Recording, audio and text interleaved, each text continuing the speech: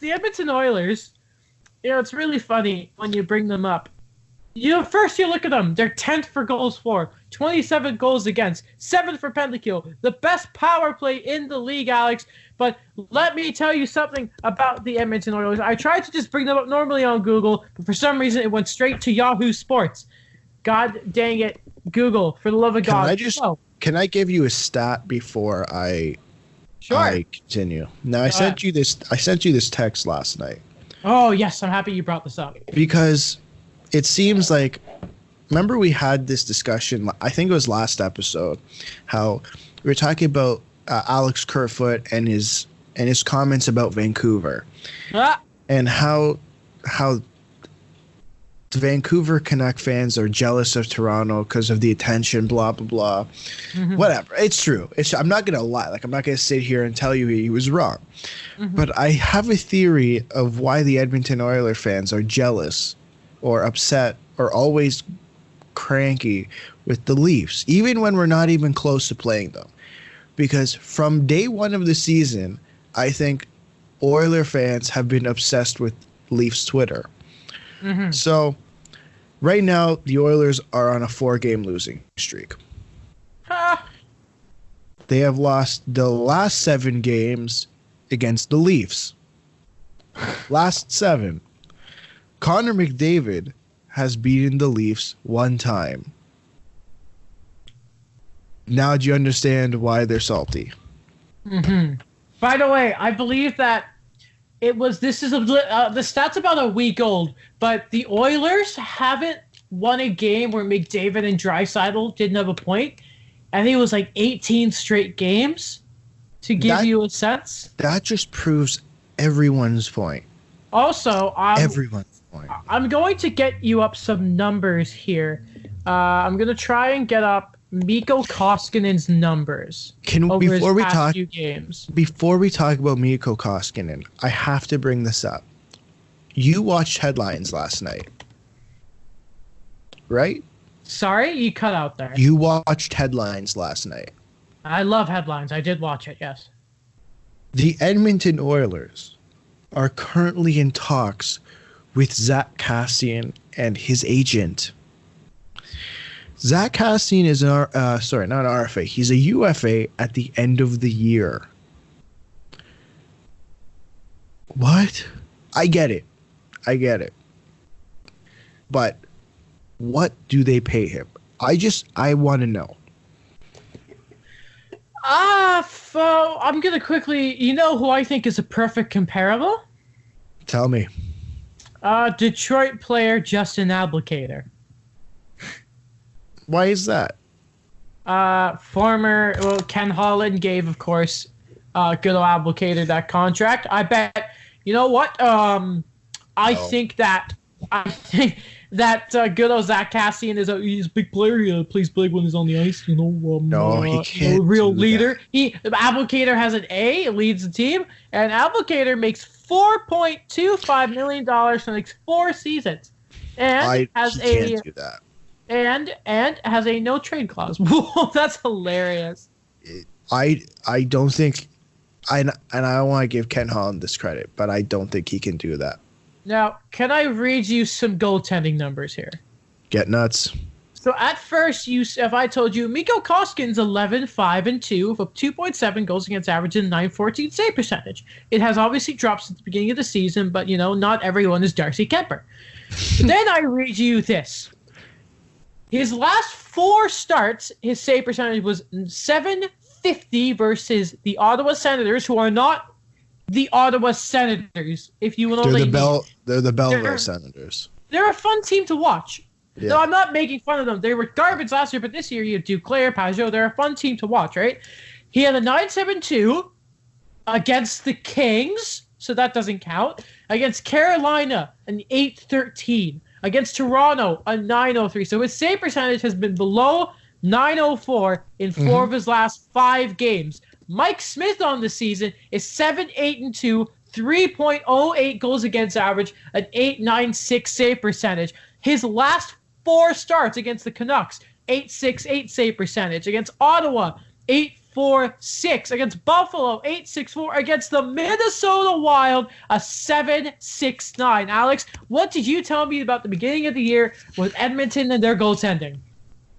Go ahead. This is your time to shine, Alex. I said day one, the Edmonton Oilers did not have sufficient goaltending. No, okay. They did. What goalies did they have last year? They had Mikko Koskinen and Cam Talbot. What is he even doing now? Where is Cam Talbot? Sorry, go on. He's in Calgary. Oh yeah, I forgot about that. Who have won like 6 of their last 7 games and have tied the Oilers in points. It doesn't even the goalie. That's where it starts. They don't have anyone else besides McDavid and Draisaitl offensively. And I know you want to talk about James Neal, but I'm sorry. James Neal, after whatever he had, how many? I've changed my mind. He has not been. I was looking at it the other day. I'll get up his game sheet, but he has. Lucic has been kicking his ass in production over the last few days. In the last 15 games, 3 goals. Mm-hmm. Yeah, I'm looking at his last 1, 2, 3, 4, 5, 6, 7, 8, 9, 10. Yeah, 2 in his last 10. 3 assists in it. He's not been good. You know what's scary? He's a -16 too. What? 3 players are tied for 22 points on the Edmonton Oilers. James Neal, Oscar Klefbom, and Zach Kassian. One of these things is not like the other. I can't stress enough how I'm worried. I'm worried for this team. Really? Not really, but I have to say I'm worried. Hey, don't. Because you know what the thing is, though? You started this segment off saying I want to make fun of the Oilers. Yeah, but you know why I say it is because you're telling me you wouldn't want to see Connor McDavid and Leon Draisaitl in the playoffs? Oh, of course I did. How many times have you seen that? Once? Mm-hmm. Once. And it was a fluke. It was a fluke because Cam Talbot was good.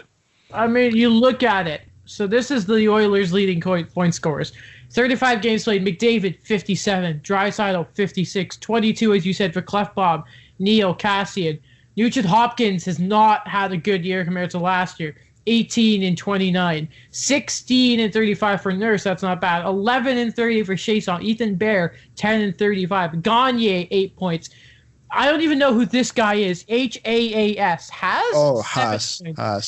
Jujhar Khaira only has 6 points. Anthony Stewart seems to love that guy, though. Nygaard only has 5 points. Remember, he was the savior of this team. Matt Benning, 5 points. Granlund, 4. Russell, 4. Another Russell they seem to have. That's cool. 4. Riley Sheehan, 2. Josh Osherbold, 1. Brandon Manning, 1.